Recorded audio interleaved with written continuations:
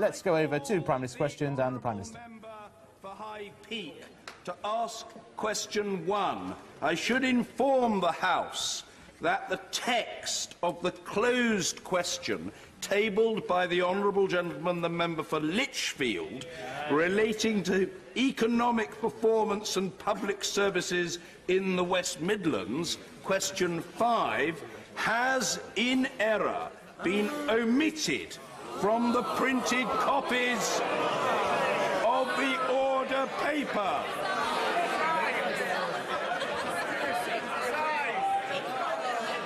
Make them write it in ads on every copy.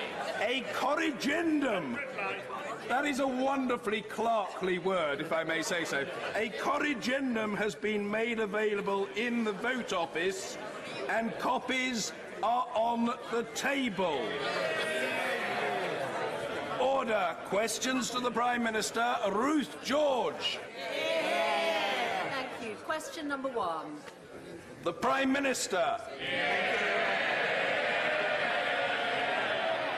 Mr. Speaker, I'm sure the whole House will wish to join me in offering condolences to the family, friends and colleagues of Police Constable James Dixon from Thames Valley Police, who was killed while on motorcycle duty yesterday, and also to the family and friends of the passenger in the car involved in the collision.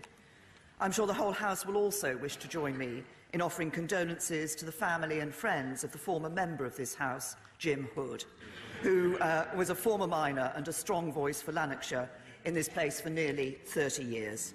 Mr. Speaker, this morning I had meetings with ministerial colleagues and others. In addition to my duties in this House, I shall have further such meetings later today. Ruth George. Thank you. My constituent Kate has run a successful nursery for over 14 years, but after 2 months on the government's funding for 3- and 4-year-olds, she says she can't make it work. She's having to sell her home to pay her staff redundancy. Over 1,000 nurseries have already closed, and 58% say they can't continue. If nurseries close, parents can't work. Please will the Prime Minister meet with me and nursery owners to discuss such widespread and critical problems? Well, I can say to the Honourable Lady that I have indeed recently met with some nursery owners looking at this issue, and they've given a very clear message that actually there are parts of the country where local authorities are operating this system very efficiently and very well, and there are parts of the country where that is not happening. Of course, what underpins this is the decision taken by this government to improve the childcare offer for parents so that they actually have a better opportunity and ensure that their children get into the childcare they need. Marie Bellingham. Mr. Speaker, will the Prime Minister give a quick update on the Brexit negotiations? And does she agree with me that post-Brexit it's absolutely crucial that we enhance skills and apprenticeships in the construction and housing sector? And does she agree that now is not the time for the Construction Industry Training Board to be proposing to close their site at Bircham in West Norfolk, thus putting at risk 600 jobs in a rural area? Will she meet me to discuss this, and will she help me in my campaign? Well, can I say to my honourable friend that he's a great champion for his constituency. He's been a great supporter of the CITB at Bircham. I'm very happy to support his campaign. I wish him well. I'm happy to meet with him. He asked about Brexit, and of course what we are doing in the Brexit negotiations is ensuring that we can indeed build those houses and build that country for the future that we want to see. And the principles that we are working to are that the text that is currently being discussed is a report on the progress of the negotiations, on which basis the European Commission will decide whether sufficient progress has been made and we can move on to the next stage of talks. And it's for those future talks to agree precisely how we ensure cross-border trade while maintaining the constitutional integrity of the United Kingdom. We're leaving the European Union, we're leaving the single market and the customs union, but we will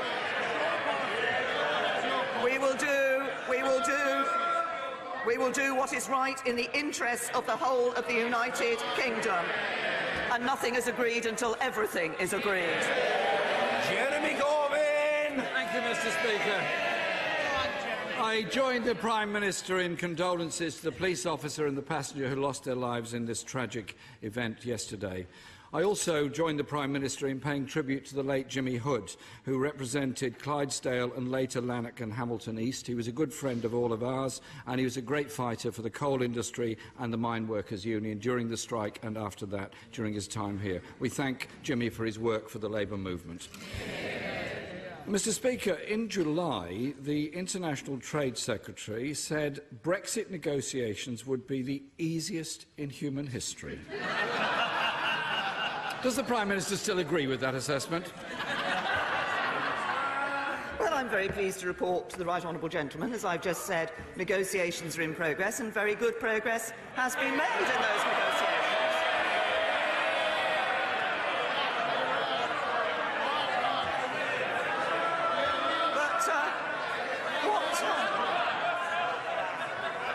What my right honourable friend has been focusing on is the trade negotiations for the future. And indeed, because we are already a member of the European Union, when we leave, we will not be at the same basis in relationship with them as, say, Canada was in negotiating a trade agreement, and therefore we do expect that we'll be able to get the deal that is right for the whole United Kingdom. What we need to do to be able to do that is to move on to phase 2, and if he's so concerned about easy negotiations, why did his MEPs vote against enabling us to do that? Mr. Speaker, the Prime Minister could always look behind herself. But, Mr. Speaker, she hasn't succeeded in convincing many people, and yesterday one Tory donor told the papers, and I quote, "Yesterday proved beyond doubt that the Prime Minister is not only weak, but it's her incompetence that's hobbling the UK." And he wasn't very kind about the rest of her front bench either, describing them as a bunch of jellyfish masquerading as a cabinet. Mr. Speaker, this is truly a coalition. This is truly a coalition of chaos. At the start of the week, it all seemed to be going so well. The Prime Minister had scheduled a lunch with Jean-Claude Juncker, followed by a press conference, and then to triumphantly return to the House to present her deal. Order, order. Let me make it clear for the umpteenth time. No order. I know what's going on. I'm grateful to the honourable gentleman for bowls over, but I can look after these matters. No one in this chamber is going to be shouted down. It will not happen. And if people think they can sit where I can't see them and make a raucous noise, they're very foolish. I know where they are and I know what they're up to, and it isn't going to work. End of subject. Jeremy Corbyn. Thank you, Mr. Speaker. But on her way back to Britain, someone forgot to share the details of the Irish border deal with the DUP. Surely, Mr. Speaker, there are 1.5 billion reasons why the Prime Minister really shouldn't have forgotten to do that.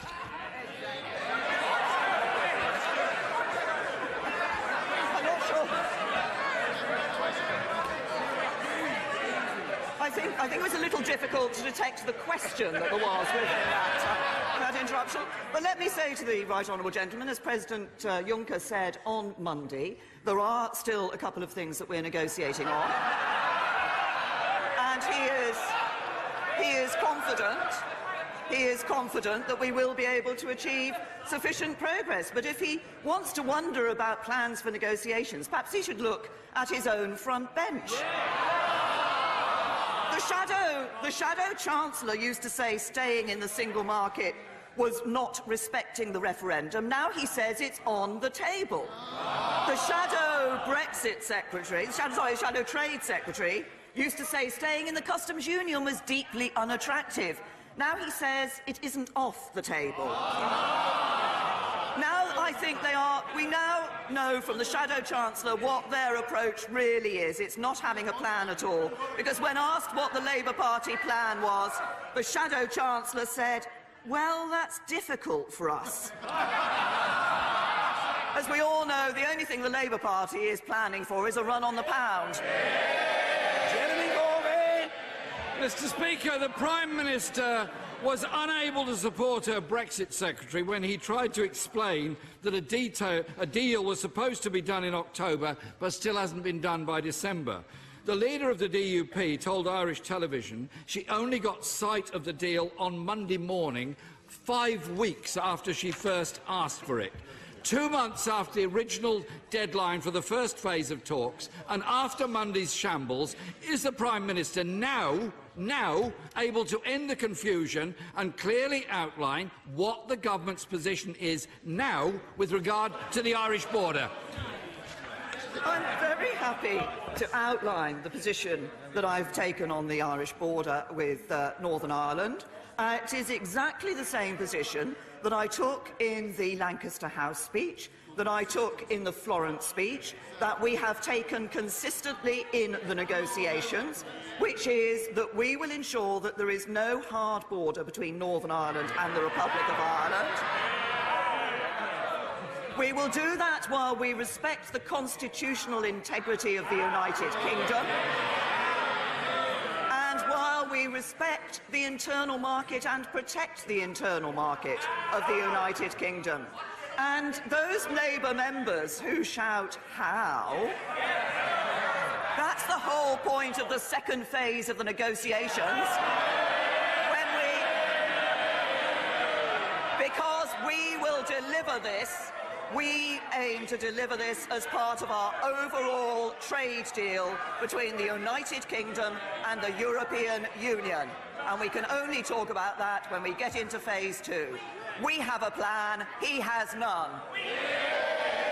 Jeremy Corbyn! 18 months after the referendum, the Prime Minister is unable to answer the question. And on Monday, as she thought she was coming here to make a statement, it was vetoed by the leader of the DUP.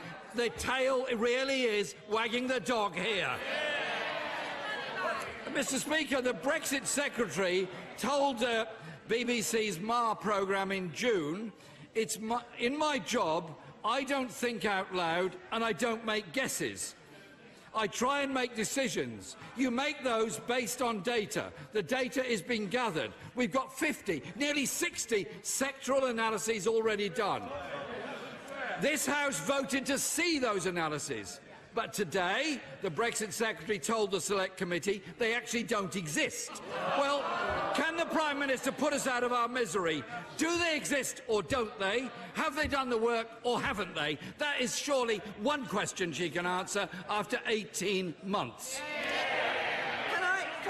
Can I make a gentle suggestion to the Leader of the Opposition? He asked me a question on the Northern Irish border. I answered the question.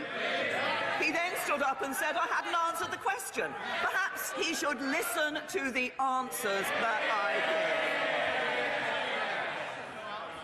give. The House requested, as I understand it, 58 sectoral impact assessments. There were no 58 sectoral impact assessments. There was sectoral analysis. Over 800 pages of sectoral analysis has been published and made available to the Select Committee, and arrangements have been made available for members of this House to see it. We are very clear that we will not give a running commentary on negotiations as we proceed, but what we will do is work for what this country wants. We will ensure we leave the European Union in March 2019. We will leave the internal market, we will leave the customs union at the same time, and we will ensure there is no hard border between Northern Ireland and the Republic of Ireland when we do it. Jeremy Corbyn! Mr. Speaker, this really is a shambles. All they've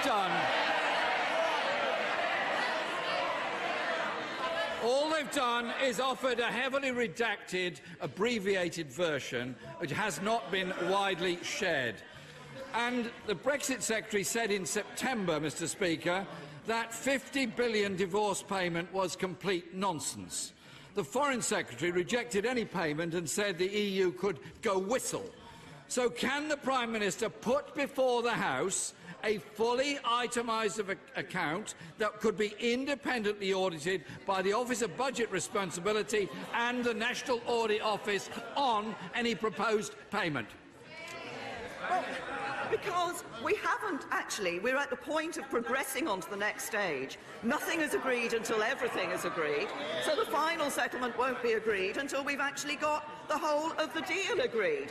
But I have to say to the right honourable gentleman, he's asked me questions earlier about hard borders. You know, half the Labour Party wants to stay in the single market, half the Labour Party wants to leave the single market. The only hard border around is right down the middle of the Labour Party. Mr. Speaker, 18 months since the referendum, no answers to the questions. Today, they haven't yet concluded phase one, no answers to the questions, and the DUP appear to be ruling the roost and telling her what to do. Mr. Speaker, whether it's Brexit, the National Health Service, social care, our rip-off railways, rising child poverty, growing pensioner poverty or universal credit, this government is unable to solve important issues facing this country. In fact, it's making them worse. The economy is slowing, more people in poverty, Brexit negotiations in a shambles. This government is clearly not fit for the future. If they can't negotiate a good deal, wouldn't it be better if they just got out of the way? Can I say to the right honourable gentleman, week in and week out, he comes to this House making promises that he knows he can't deliver. And they keep doing it. At the election, he told students they would write off their student debt. Then he said, I did not commit to write off the debt. But what are the Labour Party doing? They're putting round leaflets which say Labour will cancel existing student debt. It's time the right honourable gentleman apologise for grossly misleading Labour leaflets. Order. Order. Closed question, Mr. Michael Fabricant. Question 5. I'm pleased to say that employment in the West Midlands has risen by 198,000 since the 2010 election. And in the budget, my right honourable friend, the Chancellor, confirmed people living and working in the West Midlands will benefit from second devolution deal and a £250 million allocation for regional transport projects. Michael Fabricant. Mr. Speaker, the devolution deal, the budget, and now the establishment of the National Battery R&D Centre in the West Midlands puts the whole region at the very heart of European autonomous drive and electric drive cars. So will my right honourable friend commit to continue to support this important industry, and will she make a very important promise to me? Yes. Will she get rid of that gas guzzler Jaguar of hers in number 10 Downing Street and get a modern Jaguar, an electric one, from the West Midlands? Because we're the party of the future, not the old Labour dinosaurs opposite. Perhaps I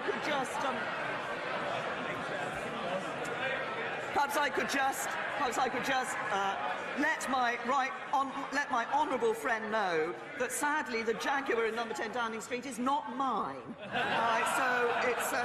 But my honourable friend is absolutely right that the West Midlands is at the heart of this important industry. We are investing £31 million in the West Midlands for the development of testing infrastructure for connected and autonomous vehicles. And we'll also build on the West Midlands' expertise in self-driving cars as we invest a further £5 million into an initial 5G test bed. And I certainly look forward to seeing this technology developing further. Ian Blackford. Thank you, Mr. Speaker. Can I associate myself with the remarks of the Prime Minister regarding the late Jimmy Hood and pass on condolences on these benches to his family and friends? I'm sure the House will want to join me in welcoming Billy Irving, one of the Chennai Six, who's arrived back in Scotland this morning. Mr. Speaker, so now we know that the deal that was done with the DUP to keep the Prime Minister in office gave the DUP a veto over Brexit. It is embarrassing that it was being briefed on Monday morning that the Prime Minister had a deal, only to take this off the table after a call with the DUP. Is this the Prime Minister who is in office but not in power? What we are doing is working for a deal that will work for the whole of the United Kingdom. There are particular circumstances for Northern Ireland because it is the one part of the United Kingdom that shares a land border with a country that will be remaining in the European Union. But as we look ahead and during the negotiations, as the honourable gentleman will know, we are consulting and talking with all parts of the United Kingdom, with the Welsh Government and the Scottish Government, and we want to ensure that we get the right deal for the UK. And that's the deal that I've set out. We'll be leaving the European Union, we'll be leaving the single market, we'll be leaving the customs union, but we will ensure that we get that good trade deal for the future. Ian Blackford. Mr. Speaker, the clock is ticking, and we need a deal that keeps us in the single market and the customs union. To do otherwise will devastate our economy and cost jobs. Will the Prime Minister recognise that such a deal will resolve the Irish border question and protect jobs throughout the UK? Anything less will be a failure of leadership. I have to say to the right honourable gentleman that he continues to bark up the wrong tree. We're leaving the European Union. That means we will be leaving the single market and leaving the customs union. We will take back and we will ensure that we can do trade deals around the rest of the world. And that will be important for us, and it's important in, he references jobs, it will be important in ensuring jobs in this country. And we will get a good deal on trade and security, because this isn't just about trade for our future relationship. I set out in my Florence speech the deep and special partnership we want to continue to have with the European Union. That is about a trade deal that ensures jobs and prosperity across the whole of the United Kingdom. I just politely observe that the front bench exchanges have absorbed a disproportionately large share of time, but I'm determined to accommodate backbenchers who are waiting to ask their questions. Mr. Alex Chalk. Mr. Speaker, the bottleneck on the A417 continues to cause dreadful accidents as well as traffic misery in Gloucestershire. Now, following the leadership of the Transport Secretary and the support of Gloucestershire honourable members, the vital consultation stage of the shortlisted improvement proposals will begin shortly. Does my right honourable friend back the scheme? And does she agree that by committing hundreds of millions of pounds for this crucial project, this government is backing the Gloucestershire economy? Yeah. Thank you. I know my honourable friend has been working tirelessly on this particular issue, and I understand the concerns and frustrations that drivers in his constituency and elsewhere have about this vital strategic road for not just Gloucestershire but the wider region as well. I'm happy to assure him that we are backing the development of the multi-million-pound air balloon roundabout scheme, which was announced in 2014. A consultation will begin shortly, so we can develop the right solution to tackle this pinch point and continue this support, which, as he says, is good for the whole of Gloucestershire's economy. Louise Haigh. The Prime Minister has been unable to provide us with a single plausible Brexit scenario that will meet her red lines and be acceptable to her Cabinet, to Ireland and the DUP. Isn't it therefore time that she either dropped her red lines, the DUP, or the pretence that she can govern this country? I'd say to the honourable lady, she's just completely wrong. This government has published a number of documents which set out the various options that can be taken forward in relation to the trade relationship for the future, that address the whole question of the customs relationship in relation to customs, that would address the issue of the Northern Ireland border. We've already published those proposals. They're not part, in detail, those details are not part of the negotiations at the moment. They will become part of the negotiations when we move on to phase 2. Peter Bone. Thank you, Mr. Speaker. When the British people voted to leave the European superstate, they voted to end the free movement of people. They voted to stop sending billions and billions of pounds to the EU each and every year. And they voted to make our laws in our own country judged by our own judges. Prime Minister, are we on course still to deliver that? And if we have a problem, would it help if I came over to Brussels with you to sort them out?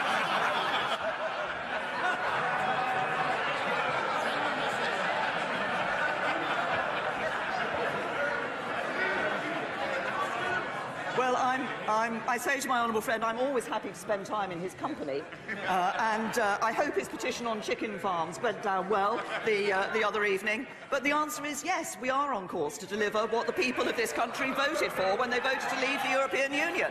John Grogan!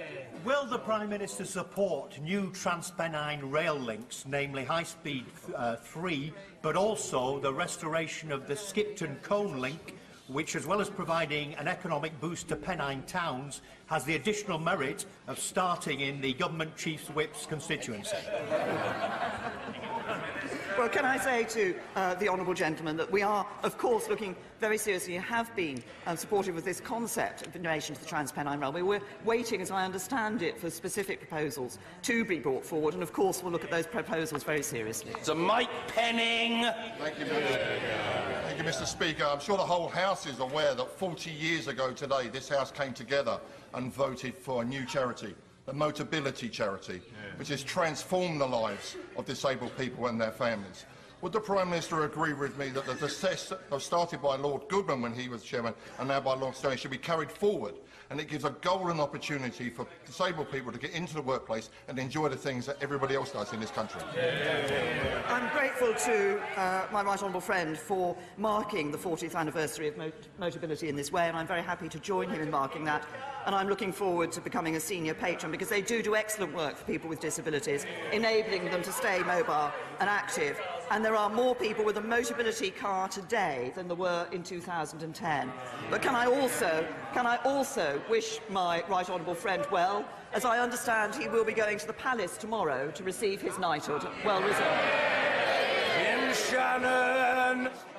Thank you, Mr. Speaker. Prime Minister, in light of the news today and the reported terrorist threat on the Prime Minister and others, can I assure her of our prayers for her and Her Majesty's Government on this side of the House, and thank the security forces for their sterling efforts? Prime Minister, can you give a specific commitment that nothing will be done that creates any barrier constitutionally, politically, economically or regulatory between Northern Ireland and the rest of the United Kingdom?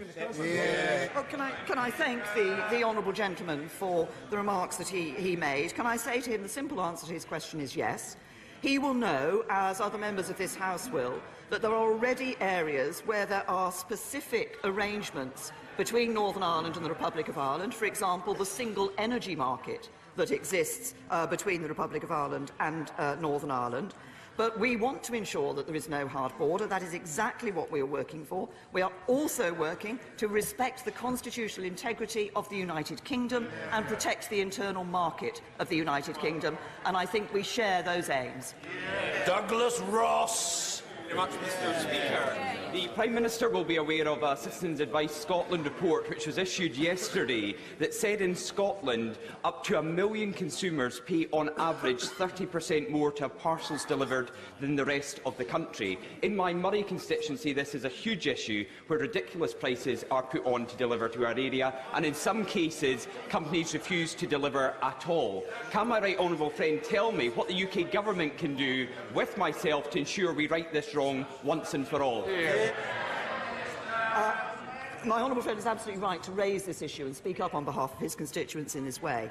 As I'm sure he knows that Royal Mail does provide a universal postal service that includes parcel services 5 days a week at a uniform price throughout the United Kingdom. But there are commercial issues at play outside this service. But I'm sure that my right honourable friend, the Business Secretary, will be happy to meet with him and discuss this issue. Ben Bradshaw. The recognition by Donald Trump of Jerusalem as the capital of Israel will do grave damage to the prospects for a just and lasting peace settlement between the Israelis and the Palestinians, which has been British and indeed American foreign policy for decades. Was she consulted about this announcement, and if so, what did she say? And will she here and now unequivocally and clearly condemn it?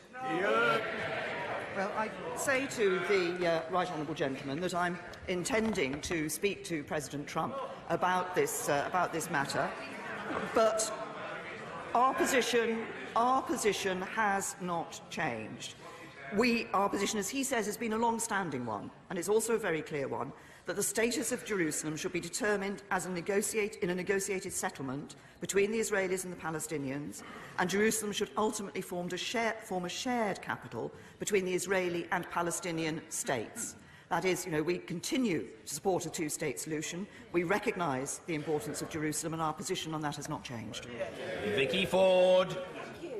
Today, Mr Speaker, GlaxoSmithKline joined Merck, AstraZeneca and many other companies and charities investing in British bioscience genetics. Does my right honourable friend agree that this investment in science and research underpins not only jobs, but also a revolution in medical treatment, which will save lives and give hope to many patients for new treatments?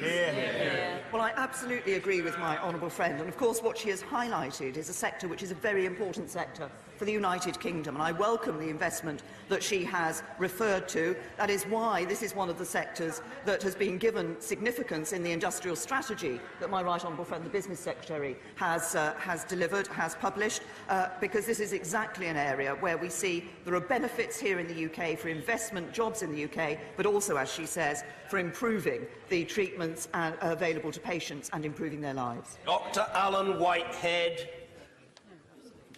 When the Prime Minister rings Donald Trump up to express our concern about his moves concerning Jerusalem and the US Embassy, will she also be informing President Trump that we will be proceeding to recognise the State of Palestine as a central part of keeping the two-state process underway?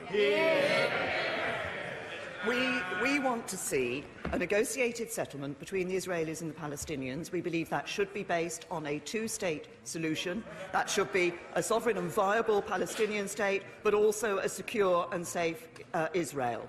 And that should be a matter for negotiation between the parties. Mr. Andrew Mitchell. Mr Speaker, the whole House will support what the Prime Minister said last week in the Middle East on her visit about the unfolding humanitarian catastrophe in Yemen.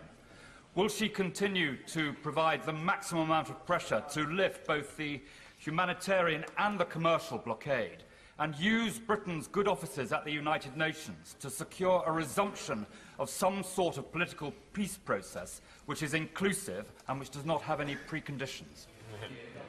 Well, my right honourable friend has raised a very important issue, and I'm sure everybody across this whole House is deeply concerned at the humanitarian crisis and the spiralling crisis that we have seen in the Yemen and the lingering threat of famine there. I did indeed, as he said, raise my concerns when I visited Saudi Arabia last week. I made it clear that the UK's view is that we want to see not just Hodeidah port opened for humanitarian vessels, aid to be able to get in, but it should be open for commercial vessels as well. This is absolutely crucial and important. And he references the need for peace talks. That is our top priority, because the best way to bring a long-term solution, the best way to bring long-term stability is to have a political solution, and we will continue to support the efforts of the UN Special Envoy and play a leading role, as he says, in diplomatic efforts to ensure that a political solution can be reached. Alan Brown. Mr Speaker, due to the £1 billion deal, the DUP MPs revel in a knowledge each one's worth more than Ronaldo. Now, when we look at the value of Scottish Tories, we need to consider the £2.5 billion cut to Scotland's budget, the £600 million rail shortfall, the £200 million car conversion that's been stolen, and the £140 million VAT refund we're still due. Each one of these Scottish Tories costs Scotland £265 million. Can we free transfer them? I have to say to the honourable gentleman, it's time that when he stood up for his questions, he actually looked at the facts. It's my Scottish Conservative colleagues who have ensured that in the budget, we were able to take steps in relation to the VAT status of Police Scotland and the fire services in Scotland. And he obviously hadn't noticed, but I'm happy to repeat to him, as a result of this budget, £2 billion extra will come to Scotland. Anne-Marie Trevelyan. Thank you, Mr Speaker. In 2010, the Conservative-led government set out to reform the school curriculum in order to give our children the skills they need to succeed.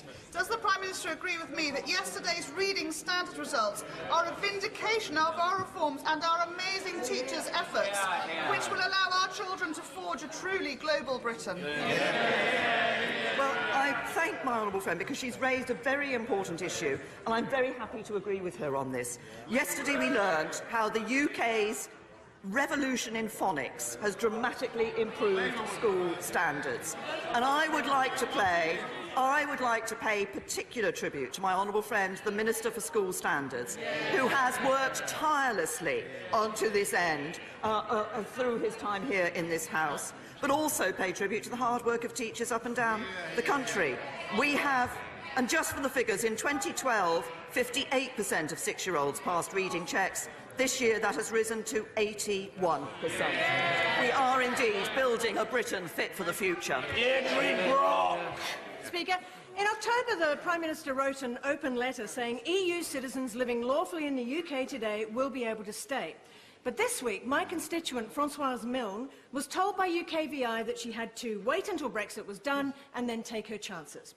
Can the Prime Minister tell us, are the EU citizens living here just pawns in the Brexit negotiations, or will she change UKVI's operating systems to ensure EU citizens can stay? The position on EU citizens that I set out in the open letter that I sent is the position of the United Kingdom government, and I suggest to the honourable lady, if she has a complaint about something that UKVI has said, that she sends that information into the Immigration Minister. John Barron. Yesterday, the All-Party Group on Cancer held its annual Britain Against Cancer conference, the largest one-day gathering of the cancer community in the UK, to launch our report on the cancer strategy. We heard from the government, NHS England, many good things that were happening, but there was one issue that is causing real concern to frontline services, and that is the delay in the release of the transformation funding to those frontline services, courtesy of an additional requirement applied to the funding after the bidding process closed. Having discussed the issue with the Secretary of State, who is a jolly chap, would the Prime Minister meet with me to discuss this matter further? Well, can I say to my honourable friend, of course this is an important issue, and we have, as he said, seen some great progress being made in relation to this issue of providing higher standards of cancer care for all patients. Survival records are now at a record high, and around 7,000 more people are surviving cancer after successful NHS treatment compared to 3 years ago. Of course, we want to do more in relation to this issue. He's raised a very specific point, and I understand that the Department of Health are adopting a phased approach to investment, as the National Cancer Programme does run for a further 3 years, but I'd be happy to meet my honourable friend to discuss this. Drew Hendry. Thank you, Mr Speaker. Contrary to our previous answer on the subject, only the Prime Minister's government can remove barriers to universal credit for terminally ill people in Scotland, England, Wales and Northern Ireland. Will she answer this question again this time? Will she end the cruel requirement for people across the UK who don't want to know they are dying to self-certify on universal credit? Can I say to the honourable gentleman that I suggest that this is an issue I will ask the Secretary of State for Work and Pensions to look at. We do want to ensure that, as he knows, we're working on how universal credit is rolled out and how that is dealt with in relation to individuals. But I'm sure he will understand that if there are particular things that apply to people in particular circumstances, then they can only apply if those circumstances, if the universal credit and the job centres are aware of those circumstances. But I will ask the Department for Work and Pensions to look at this. Jacob Rees-Mogg. Thank you, Mr Speaker. Before my right honourable friend next goes to Brussels, will she apply a new coat of paint to her red lines? Because I fear on Monday they were beginning to look a little bit pink.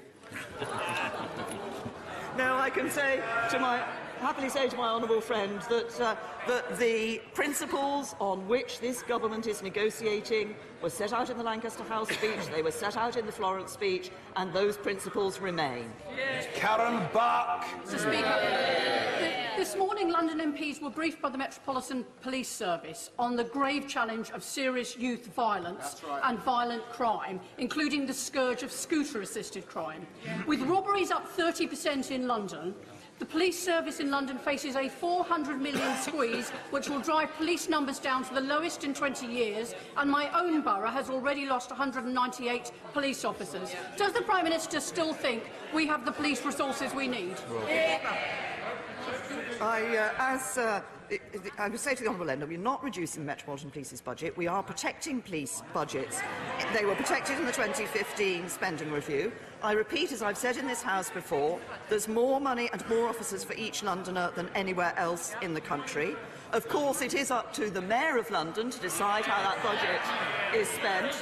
But she also raised the important issue of scooter or moped crime, and I'm pleased to say that my right honourable friend, the Home Secretary, has held a roundtable with police and others in the Home Office to look at how this can be better addressed. Freezer. The industrial strategy identifies that the world will need 60% more food by 2050. As we leave the EU, will the Prime Minister commit to supporting our farmers? Well, I'm very, very happy to commit to supporting our farmers. And, in fact, markets for British food are growing around the world, and we want to see those markets grow even further.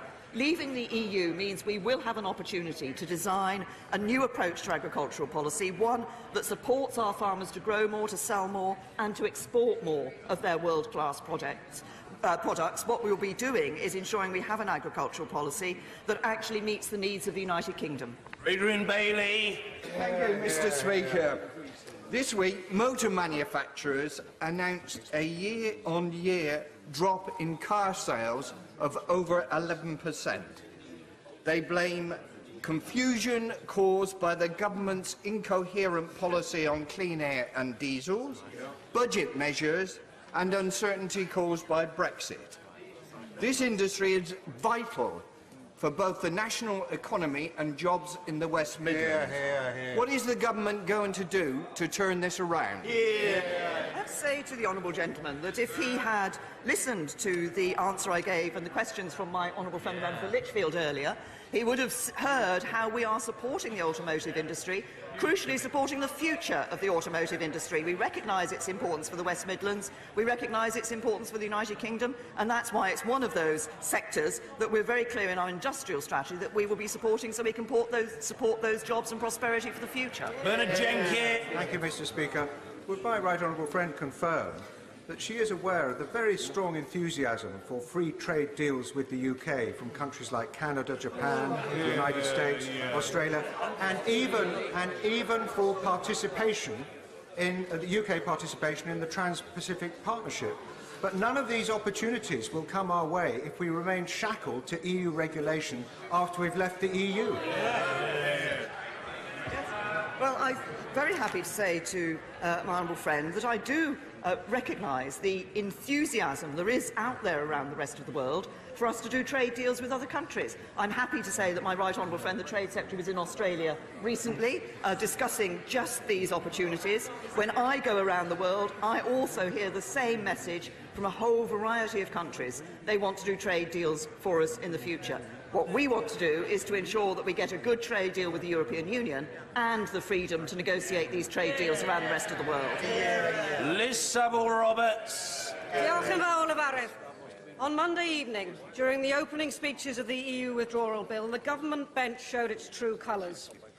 Revealed were the imperial British government's intentions spelled out in red, white and blue. Would the Prime Minister care to echo the chair of the Welsh Affairs Select Committee, and I quote, "It is a power grab, and what a wonderful power grab it is too," or would she admit that the scrabble to repatriate powers from Brussels provides a grubby excuse to deny our democratic rights in Wales? I think the honourable lady knows full well that what my honourable friend was saying was that what we will be doing when we leave the European Union is grabbing powers back from Brussels to the United Kingdom. And that's exactly right. And following that, we do expect to see a significant increase in the decision-making power of devolved administrations as a result of that. and that is absolutely right. But if Plaid Cymru are saying that they want to see powers rest in Brussels, we take a different view. We want those powers to be here in the United Kingdom. Jack Brereton! Thank you, Mr. Speaker. Today, shortlisted cities are making their final pitch in the campaign to be named UK City of Culture in 2021. Will the Prime Minister join me in wishing the Stoke-on-Trent team every success in their bid to see Stoke-on-Trent become the next capital of culture for Britain?